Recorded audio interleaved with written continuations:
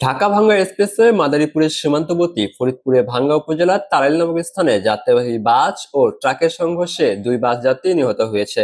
খবর পেয়ে শিবচর হাইওয়ে থানা পুলিশ ঘটনাস্থল পরিদর্শন করে নিহতদের লাশ উদ্ধার এবং দুর্ঘটনা কবলিত গাড়ি দুটি জব্দ করে থানা হেফাজতে নিয়েছে। পুলিশ জানায়, বৃহস্পতিবার রাত আনুমানিক 3টার দিকে ঢাকা থেকে সাতক্ষীরাগামী যমুনা লাইন পরিবহনের একটি যাত্রীবাহী বাস ঢাকা ভাঙ্গা এক্সপ্রেসওয়ে ফরিদপুরে ভাঙ্গা উপজেলার তাড়াইল নামক স্থানে আসলে পিছন থেকে একটি মালবাহী ট্রাক বাসটিকে ধাক্কা দেয়। এতে বাসটির পিছনের অংশ দুমড়ে মুচড়ে মহাসড়কের উপর পড়ে যায়। এতে ঘটনাস্থলেই ফারজানা ইয়াসমিন নামে এক বাস যাত্রী নিহত হয়। খবর পেয়ে শিবচর হাইওয়ে থানা পুলিশের একটি দল ঘটনাস্থলে পৌঁছে গুরুতর আহত অবস্থায় 10 জনকে উদ্ধার করে হাসপাতালে নেওয়ার পর মিনহাজুর রহমান সাকিব নামে আরেক যাত্রী মৃত্যু হয়। এ দুর্ঘটনায় আহত কয়েকজন যাত্রী বিভিন্ন হাসপাতালে ভর্তি রয়েছেন।